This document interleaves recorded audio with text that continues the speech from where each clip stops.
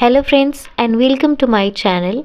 मैं हूं अमृता और आज हम बात करने वाले हैं बिहार कास्ट सेंसस की, यानी कि बिहार जातीय जनगणना की। और इस वीडियो में हम ये तो चर्चा करेंगे ही कि कौन सी जाति कितने परसेंटेज है बिहार में, उनकी क्या प्रतिशतता है, बट साथ ही साथ हम कुछ इंटरेस्टिंग चीज़ों पर भी बात करने वाले हैं, जैसे कि इस जातीय जनगणना को कराने में बिहार सरकार को कितना खर्च आया, और साथ ही साथ जो पटना हाई कोर्ट है और जो सुप्रीम कोर्ट ऑफ इंडिया है उसने इस जातीय जनगणना को लेकर क्या बातें कहीं, क्या उनका फैसला आया। सो चलिए इस वीडियो को शुरू करते हैं। और वीडियो को शुरू करने से पहले एक रिक्वेस्ट कि अगर आपको ये वीडियो हेल्पफुल लगे तो प्लीज़ इस चैनल को सब्सक्राइब करें और ये वीडियो अपने फ्रेंड्स के साथ ज़रूर शेयर करें। 2 अक्टूबर 2023 Bihar government release the data of cast सर्वे, यानी कि 2 अक्टूबर 2023 को बिहार सरकार ने जातिगत जनगणना के आंकड़े जारी कर दिए हैं। और इस कास्ट सर्वे को कास्ट आधारित सर्वे यानी कि कास्ट आधारित जनगणना भी कहा जा रहा है, ठीक है। और एक इम्पॉर्टेंट बात, बिहार पहला राज्य नहीं है जहां पर जातिगत जनगणना कराई गई हो। बिहार से पहले भी उड़ीसा, तेलंगाना और कर्नाटका की सरकार ने जातिगत जनगणना कराया है, लेकिन उन्होंने इस जातिगत जनगणना की, यानी कि कौन सी जाति कितनी परसेंट है किसी भी स्टेट में, ये वाली जो रिपोर्ट है उन्होंने इसे सार्वजनिक नहीं किया, ठीक है। लेकिन बिहार एक ऐसा पहला स्टेट बना जिसने जातिगत जनगणना के जो रिपोर्ट हैं, जो आंकड़े हैं, उसे सार्वजनिक किया, उसे जारी किया। अब बात करेंगे बिहार कास्ट सेंसस के डेटा के बारे में, यानी कि इस जनगणना के माध्यम से जो आंकड़े रखे गए हैं कि कौन सी जाति, कौन सा वर्ग कितने प्रतिशत है बिहार में, उसके बारे में बात करेंगे। तो सबसे पहले मैं आपको बता दूं कि जो बिहार की जनसंख्या है वो 13 करोड़ से भी ज़्यादा है। और इस 13 करोड़ की जनसंख्या में कौन सा वर्ग कितने प्रतिशत है, उसकी ये रिपोर्ट बिहार जातीय जनगणना के जरिए हमारे सामने आई है, जिनमें पहला है बैकवर्ड क्लास, जो टोटल पॉपुलेशन का 27.13% है। दूसरा है एक्सट्रीमली बैकवर्ड क्लास, यानी कि अत्यंत पिछड़ा वर्ग, जो पूरे जनसंख्या का 36% है। और जो शेड्यूल कास्ट है, यानी कि जो अनुसूचित जाति हैं, वो 19.65% है। शेड्यूल्ड ट्राइब्स, यानी कि जो अनुसूचित जनजाति के लोग हैं, वो 1.68% हैं।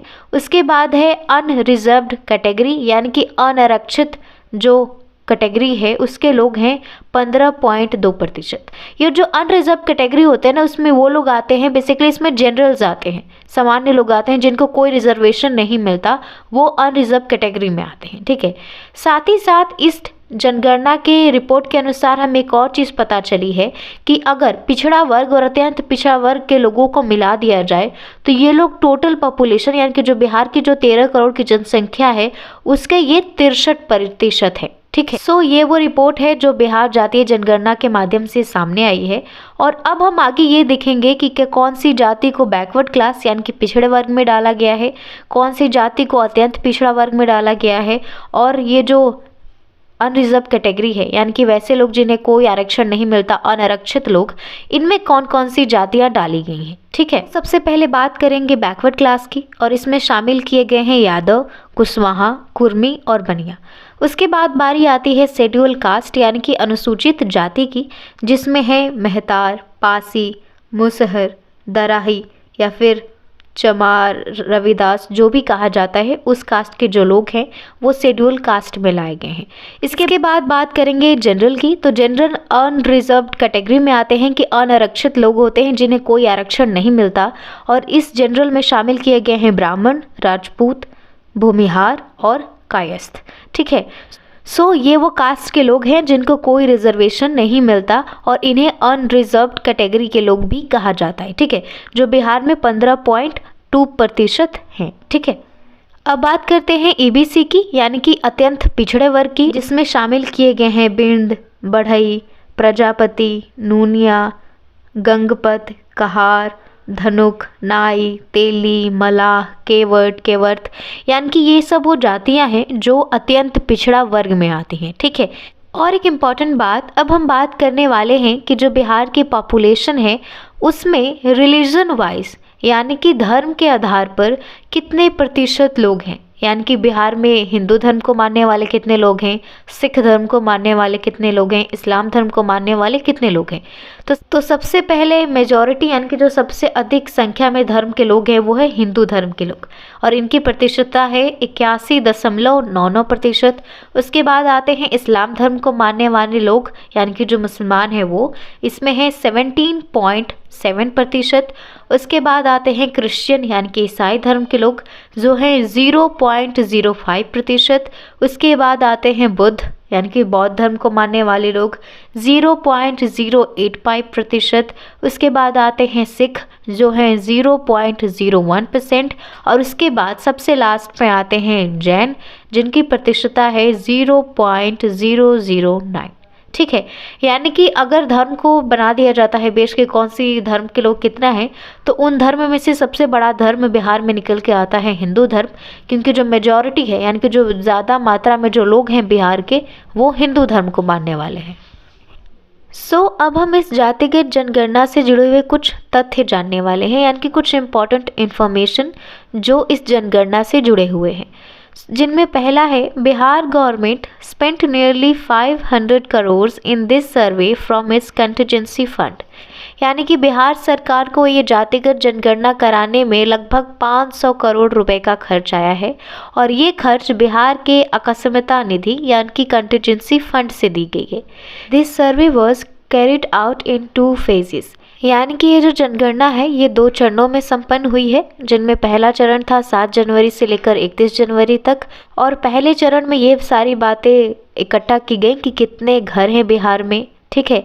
और दूसरे चरण जो 15 अप्रैल से 15 मई तक था, हालांकि आगे हम चर्चा करेंगे कि कैसे 4 मई को पटना हाई कोर्ट के आदेश की वजह से इसको रोक दिया जाता है, लेकिन ये फिर बाद में शुरू होता है, ठीक है।